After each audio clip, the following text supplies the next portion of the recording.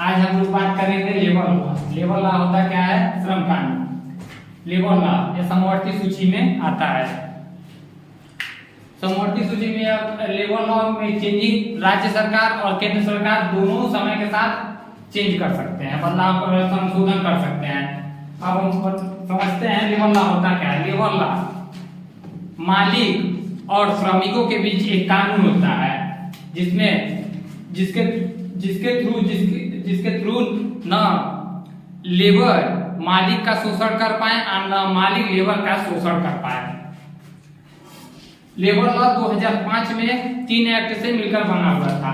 अब आइए trade union 1926, dispute act 1947 और लेबर लॉ 1948 से मिलकर बना हुआ था लेबर लॉ।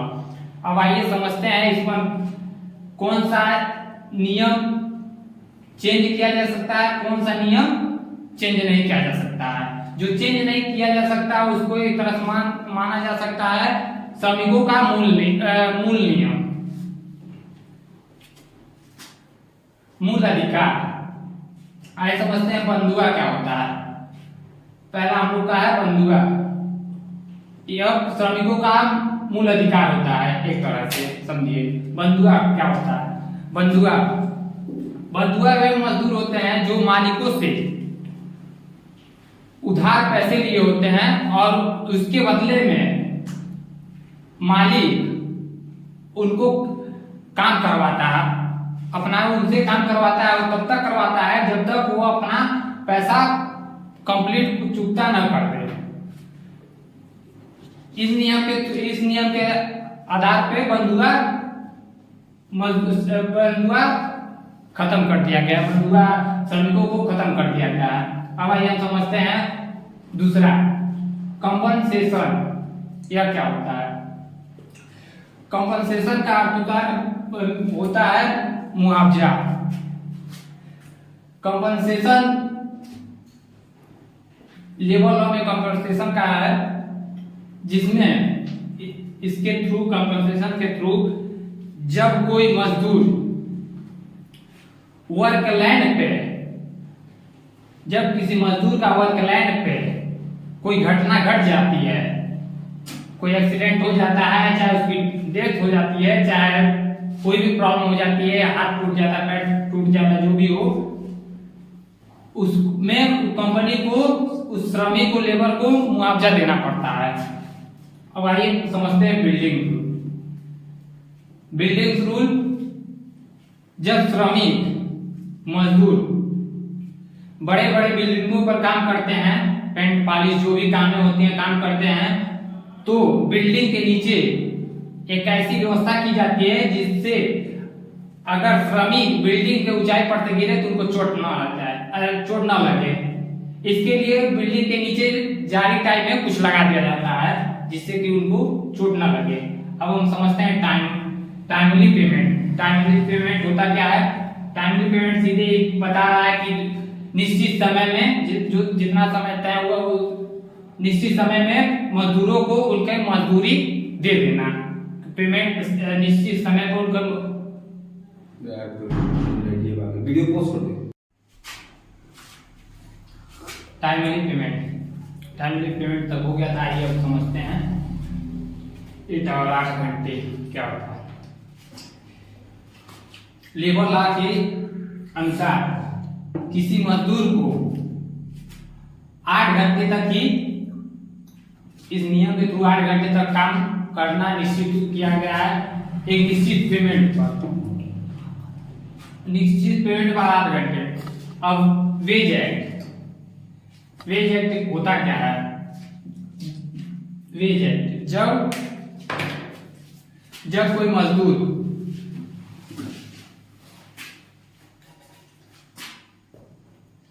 8 घंटे से अधिक काम करता है, ओवर टाइम जिसको कहा जाता है, जब कोई लेबर 8 घंटे ओवर टाइम काम करता है तो ओवर टाइम में जो पेमेंट नॉर्मल टाइम के लिए दिया जाता है, जिसे 8 घंटे में 400 मान लीजिए दिया जाता है, 1 घंटे का 50 रुपए।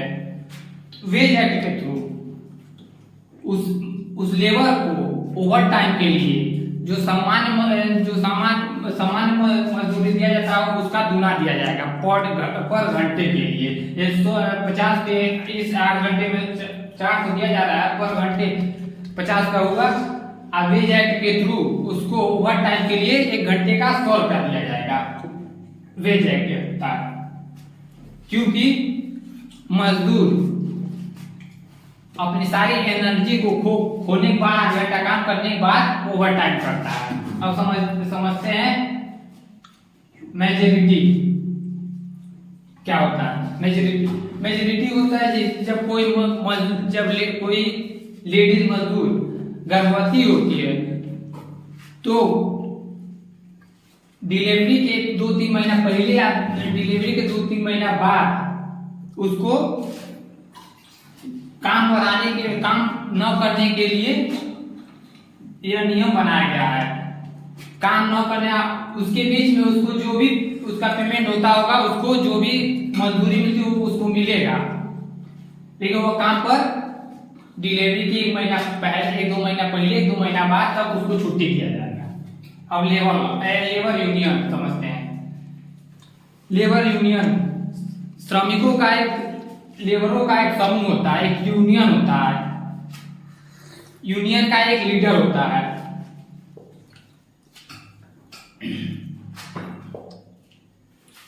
लेबर यूनियन होता क्या है, क्या इसका काम होता है। लेबर यूनियन यह मालिकों के द्वारा किए गए कोई गलत काम को के विरुद्ध खड़ा होने के लिए इन लोगों का एक ग्रुप होता है, जिससे मालिक उनका शोषण न कर पाए। क्योंकि एक अकेला लेबर कुछ नहीं कर पाता है, हर यूनियन होने पर उसकी बात की सुनवाई गंभीरता से ली जाएगी। अब वर्क डिस्प्यूट क्या होता है। वर्क डिस्प्यूट होता है जब किसी मजदूर को जिस काम के लिए बुलाया गया है, अगर वो न करवा कर उसको कोई दूसरा काम करवाया जाए। जैसे बुलाया गया है घर बनवाने के लिए और उससे बुलाकर घर में कोई अदर काम करवाया जा रहा है, जैसे कि पैर दबाया जा रहा है, चाहे कोई भी अदर काम करवाया जा रहा है, तो वो वर्क डिस्प्यूट होता है। वो काम जिस काम के लिए बुलाया गया वो काम न करवाकर कोई अन्य काम अपना पर्सनल काम करवाया जाता है, उसके लिए वर्क डिस्प्यूट नियम है। Better work place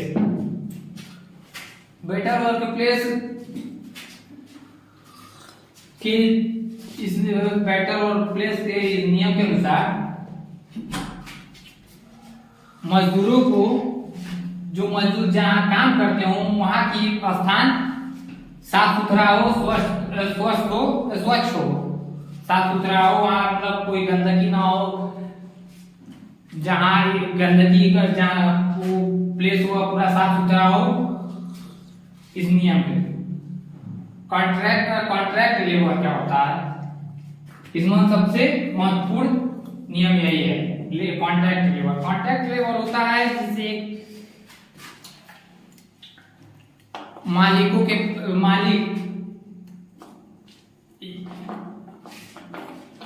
contract labour यह एक निश्चित समय के लिए होता है।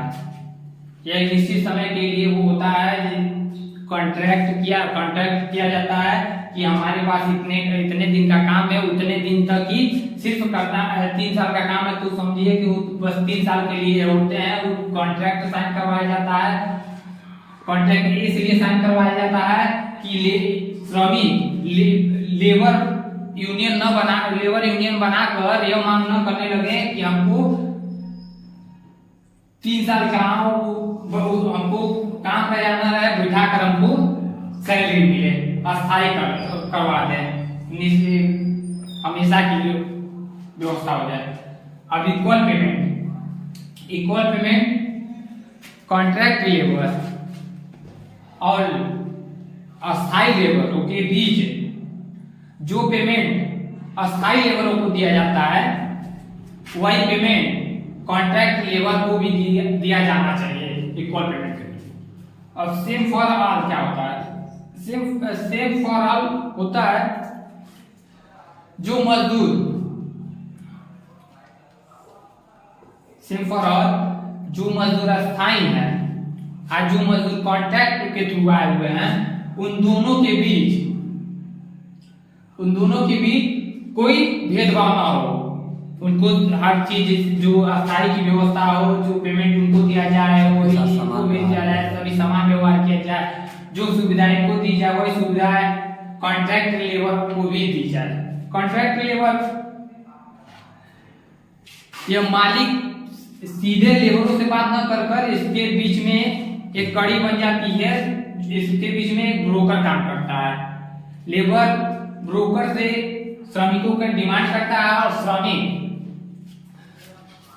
ब्रोकर श्रमिकों को ढूंढ कर लाता है, श्रमिकों को ढूंढकर ब्रोकर ले आता है और मालिक का काम करवाता है। इसमें उसको अच्छा खासा कमीशन मिल जाता है। अब आइए समझते हैं कुछ ऐसे नियम, इनको कैसे हटाया जा सकता है, क्या उसके लिए सूचना होती है।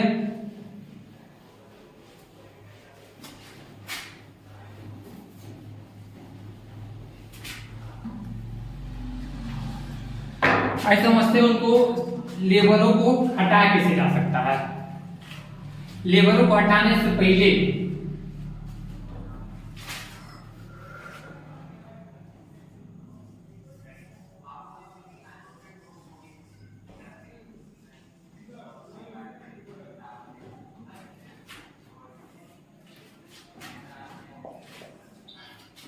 लेबरों को हटाने से पहले सरकार को पूर्व सूचना दी जाती है।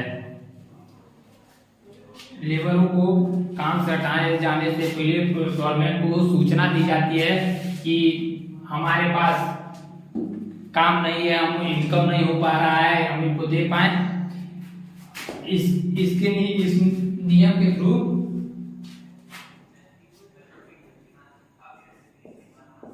हटाने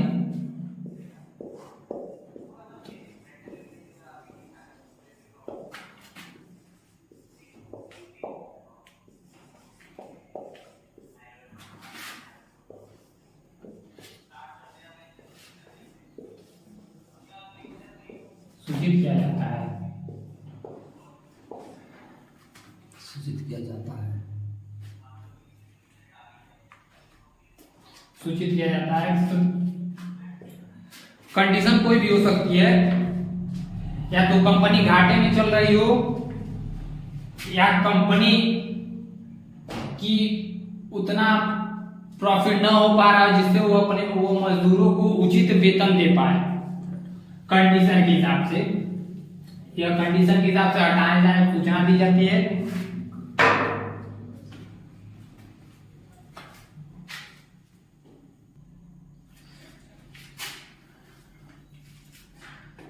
सिचुएशन टू कंडीशन,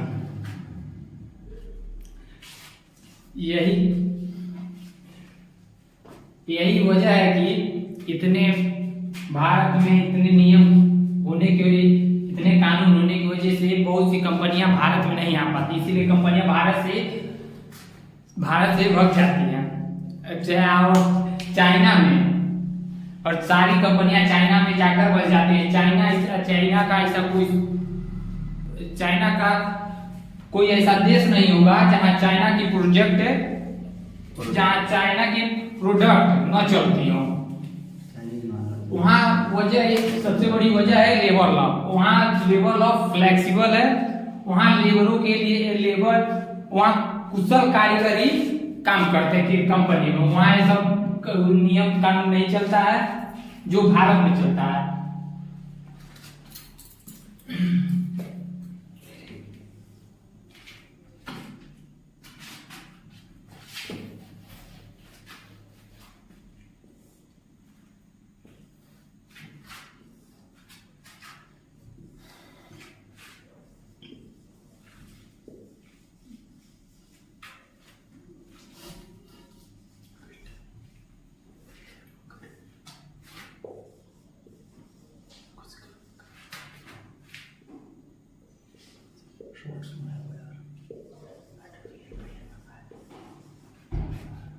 फ्लेक्सिबल सही है।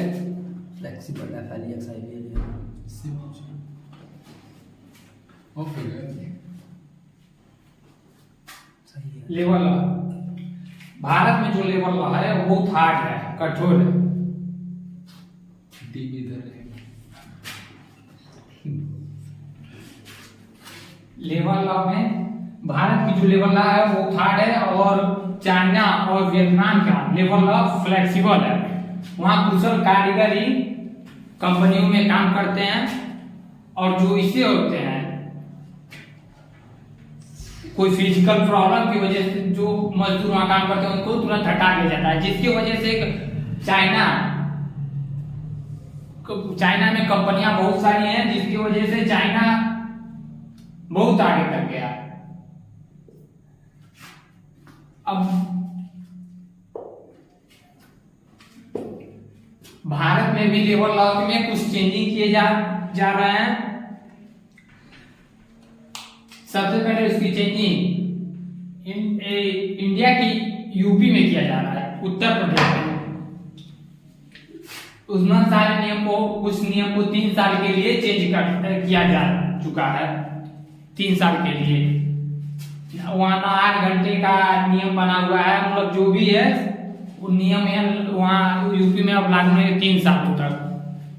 अब समझते हैं कि